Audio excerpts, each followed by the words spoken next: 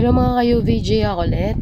Tingnan natin. Random message lang kung ano lang magpapa-out.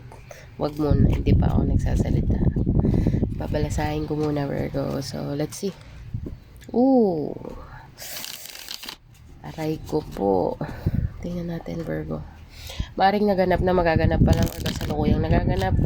Okay. Sadya na po, nasa open area ako. So, sana po ay naririnig nyo yung boses ko instead na sa background. I hope so. We'll see. Okay, Virgo, sa energy po, wala po tayong gender. So, just take how it's resonate, Virgo. Maaari pong naganap na magaganap pa lang or kasalukuyang nagaganap, Virgo. Okay, so, let's see. Para po sa mga Virgo na hindi makaka-resonate, better lang next time po. Okay, spying card, Virgo. Sino nag-i-spy? Knight of Cups and the Nine of Pentacles. Someone is spying here. Ace of Wands. May nag-i-spy sa'yo dito, Virgo. Ano na tayo with the Ten of Cups? Cheesy.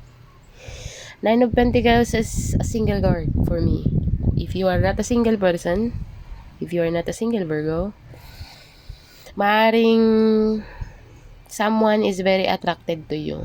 Meron kang secret admirer or merong nag-a-admire sa energy mo. Why is that? Because you can pay your own bills. Kaya mong bayaran na sarili mong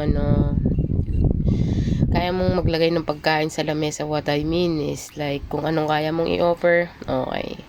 Wala ka man but strength, time, effort. Basta someone is admiring you from afar, or may nagkakakrush sa'yo sa malayo, or may nag-i-spy sa'yo. Okay. Basta. Kasi ang single card ko is you can pay your own bills, do your own shits. You know what I mean?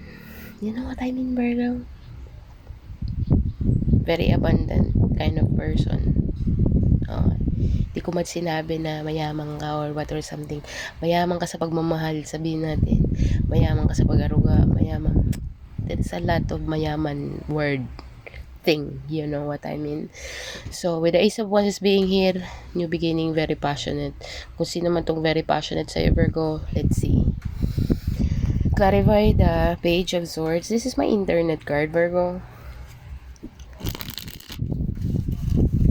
Someone is watching you. Hindi ko alam mo kung ikaw ang Virgo na pamilyado na yung asawa mo, talagang in love na sa'yo, talaga. Yung mga galawan mo, Virgings. Para sa mga Virgo naman na may kalib-in, same thing. Para mas sa mga Virgong single, may nag-i-spy sa'yo, Virgo. This person is just like want to offer you something. Okay. So, let's see. Nabalasa ko na ba? Pre. Balasahin ko nga ulit para hindi ako satisfied. Clarify the Page of Swords, Virgo. Page of Swords for my Virgo.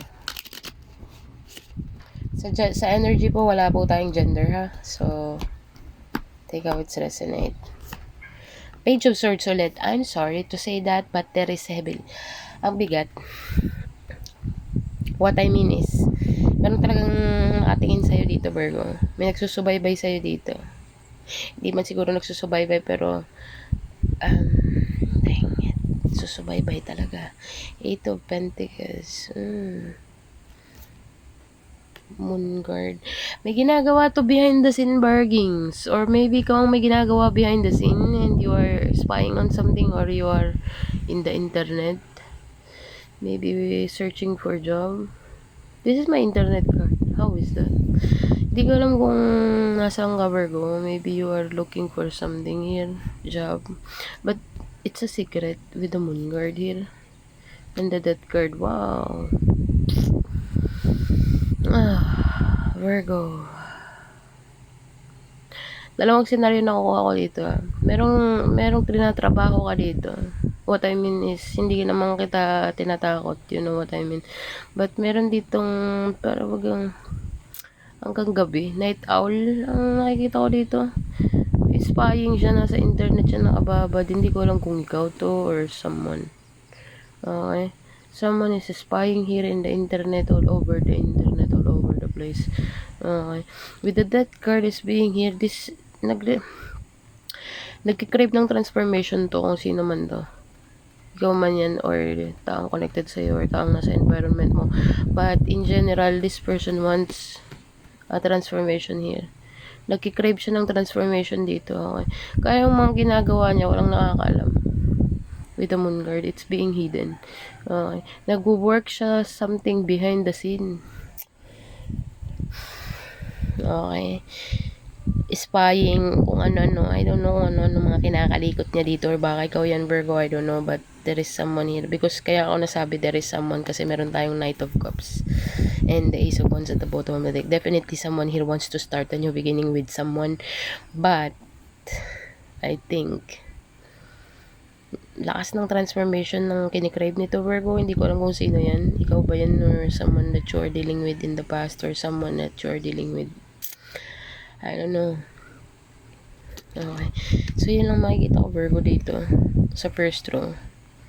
Bunutan ko ba nga? Nine of Cups, definitely. Virgo, ikaw ang wish nito. God damn it.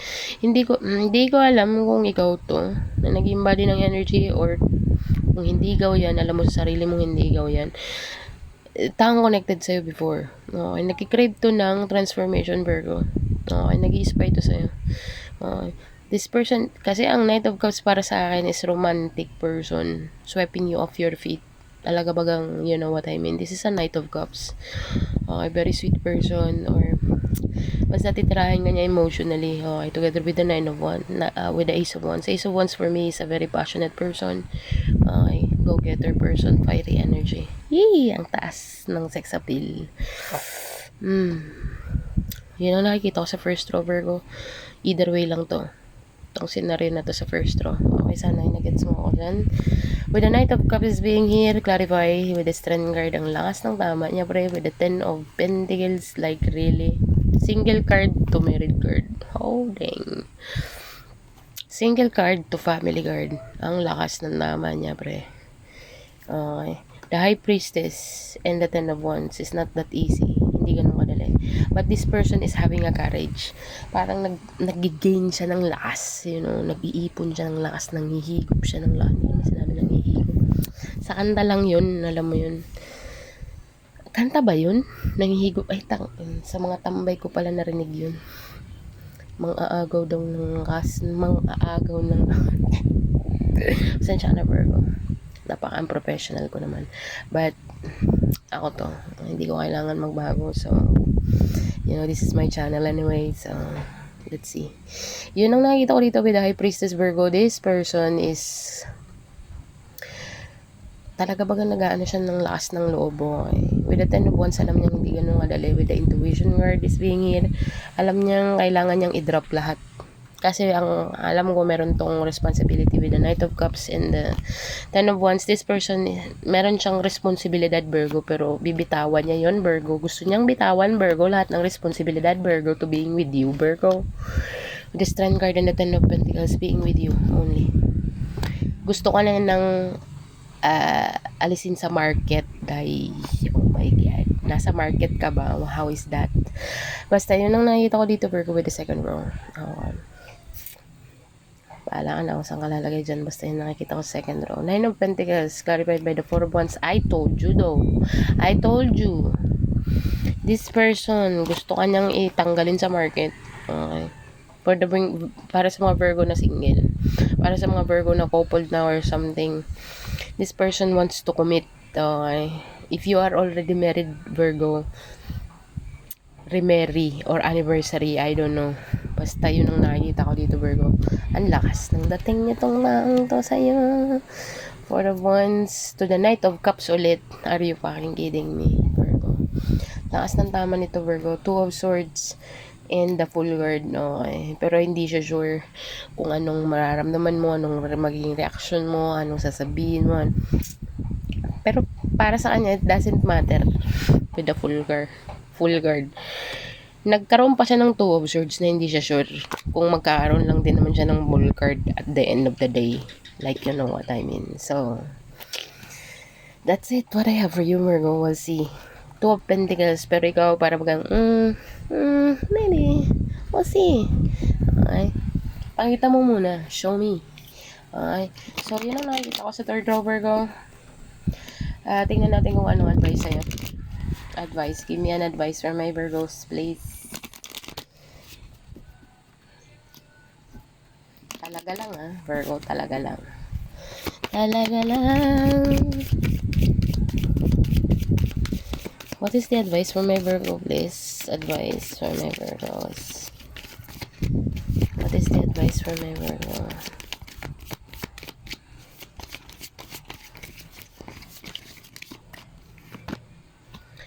You and your loved ones are safe.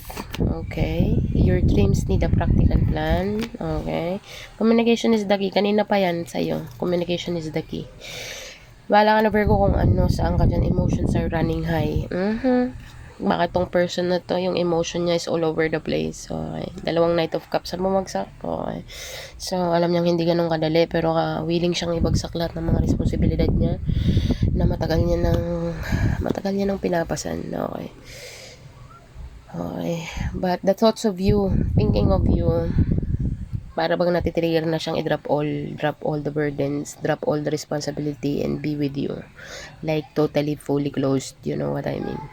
So, yun ang advice dito, Virgo. You and your loved ones are safe. Your dreams need a practical plan, and communication is the key. I will give you angel message number, Virgo. O, see angel message number, Google mo siya. Angel message number for my Virgo, please. Angel message number for my Virgos.